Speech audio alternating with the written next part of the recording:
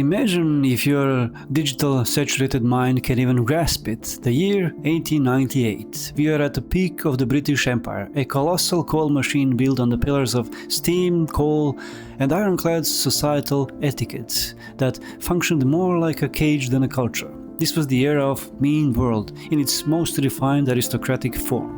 The sky over London was a permanent, suffocating grey, heavy with the soot of the Industrial Revolution, and even heavier weight of Victorian morality. In this world, men were not individuals, they were functions of their class. They wore suits that felt like lead armor, designed to suppress any flicker of personality or passion. Life was a long, slow and incredibly boring march toward a silent grave in a family plot. Decorum was the religion of the day, and the highest virtue was the ability to bury one's soul so deep that not even your own wife could find it. But into this sea of charcoal and soot, a glitch was born, a shivering, iridescent, diamond-encrusted anomaly that refused to be part of the great-scale simulation. His name was Henry Cyril Paget.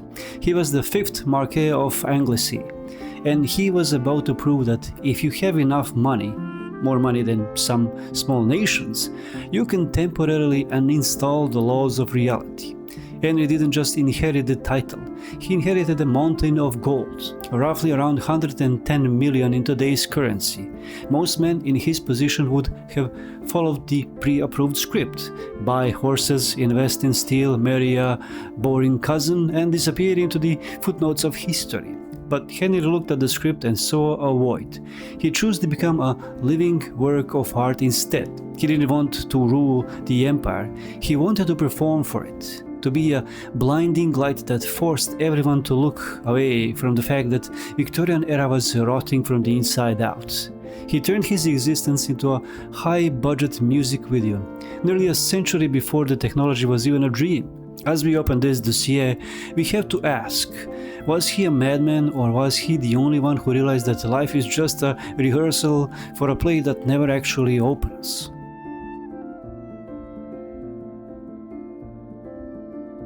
When Henry took over the family estate, Plas Newydd in Wales, he didn't see an ancestral home, he saw a structural inefficiency. Most lords looked at their private chapels as places to pray to a silent judging God.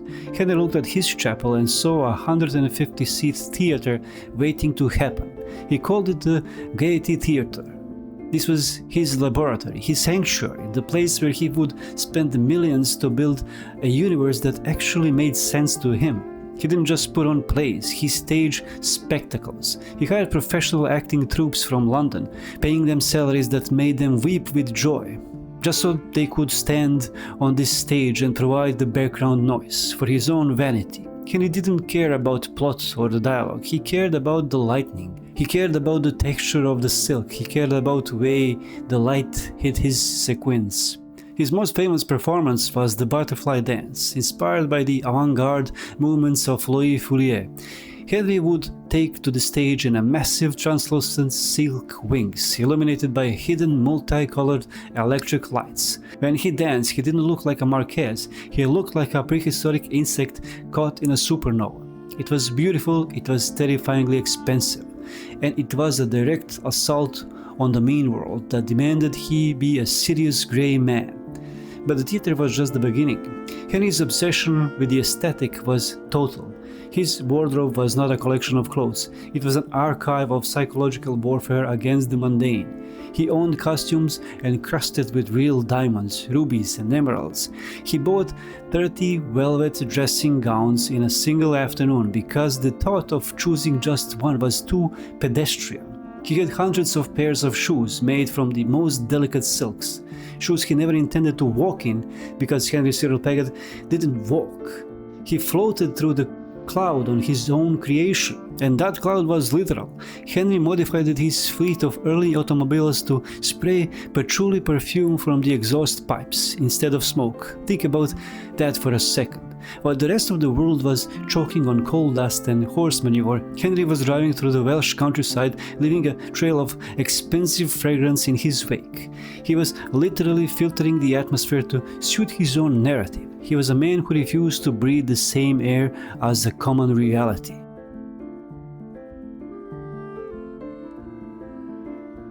Now, George Gerbner's cultivation theory tells us that the more we consume a specific reality, the more we believed it's the only reality that exists.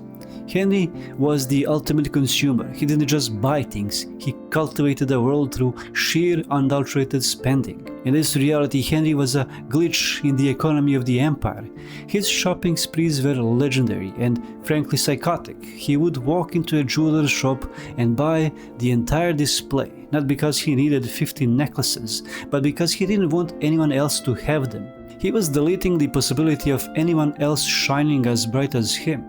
He bought jewelry for his wife, Lillian Florence Maud Chetwynd, but the marriage was a ghost story. Lillian eventually sued for divorce because the marriage was never consummated. Henry didn't care. A wife was just another prop, and he was far more interested in his diamonds than in the biological reality of another human being. This was where the noir cynicism takes root. Henry wasn't just a flamboyant eccentric, he was a man drowning in a sea of luxury, trying to buy his way out of an absolute soul-crushing loneliness. Every diamond was a brick in a wall. He was building between himself and the world that hated him. Every car that sprayed perfume was a barrier against a society that looked at him with a mixture of horror and predatory fascination. He was a glitch that the system was desperately trying to patch, but as long as the gold flowed, the system was paralyzed. By 1904, the money finally ran out. In just 6 years, Henry had burned through his entire inheritance and accumulated debts that reached the modern equivalent of 80 million. The civilization crashed. The Great Sale was announced. It lasted 40 days. Thousands of people descended on the Anglesey estate like vultures to pick over the bones of a dead dream. They auctioned off his silk shoes, his diamond tunics, and his perfume cars.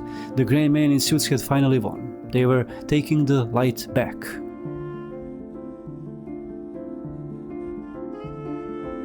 Now, what happens to a butterfly when you rip its wings off? It becomes just another bug, crawling in the dirt.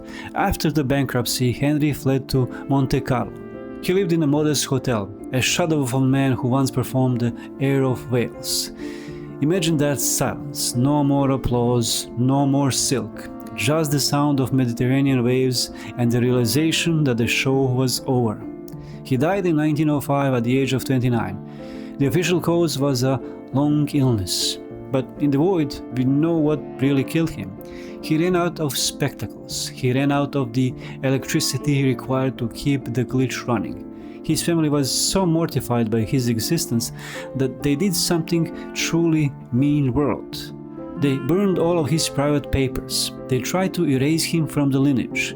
They wanted the world to remember the 4th Marquess and the 6th Marquess, the boring ones, the ones who didn't break the rules. They wanted to delete the 5th Marquess from the history books, but you cannot erase a supernova.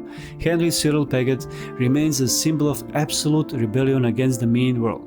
He didn't lose his fortune. He spent it to buy a 6-year vacation from a reality that was too small for him. He proved that the British aristocracy was just a stage, and he was the only brave enough to change the lightning. His story is a reminder that price of authenticity is often total destruction. In my town, as these bites struggle through the copper, we have to ask ourselves, who is truly the crazy one? The man who spent 110 million to dance in diamonds, or the millions of us who spend our lives in grey suits working for a system that will forget our names before our bodies are even cold? Henry didn't wait for permission to exist. He took it.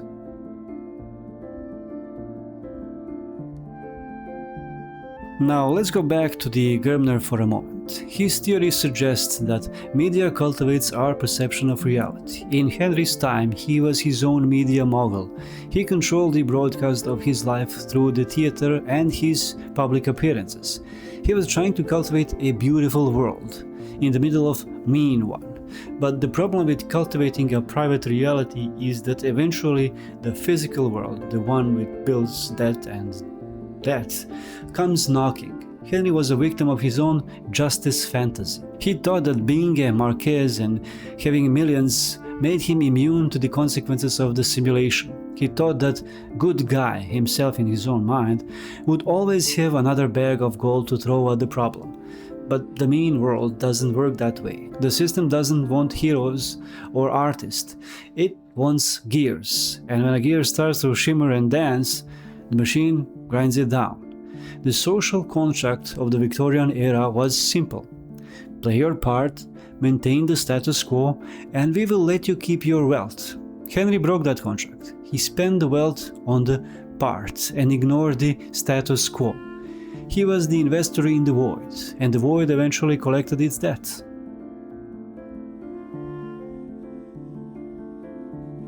We live in the era of mean world syndrome 2.0. We are constantly bombarded by images of what we should be, what we should own, and how we should look.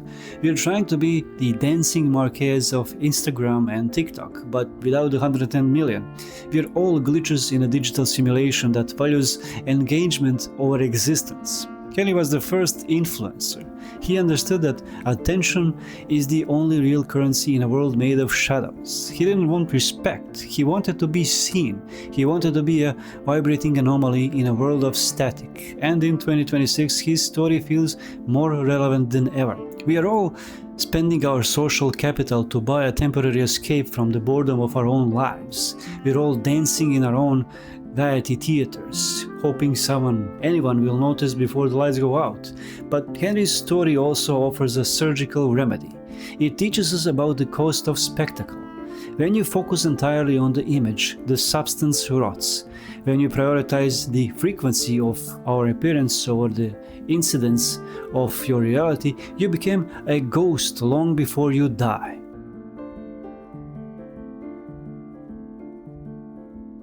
The 6th Marquess of Anglesey spent his life paying back Henry's debts.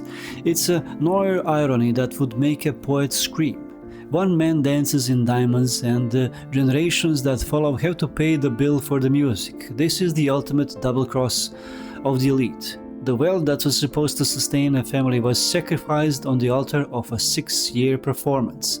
But when you visit Place Navid today, you don't feel the presence of the 6th Marquess. You don't feel the presence of the responsible man. You feel the ghost of a butterfly. You feel the lingering scent of patchouli that no amount of Victorian scrubbing could ever fully remove.